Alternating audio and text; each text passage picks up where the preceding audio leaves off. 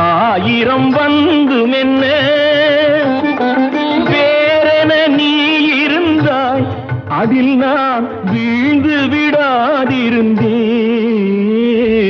உன் கண்ணில் நீர் வழிந்தால் என் நெஞ்சில் உதிரம் கொட்டுதடி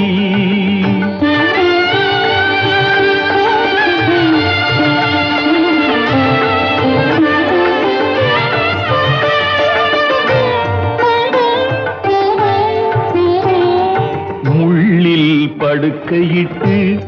இமையை மூடவிடாதிருக்கும் பிள்ளை குலமடியோ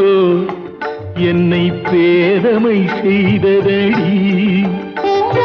பேருக்கு பிள்ளை உண்டு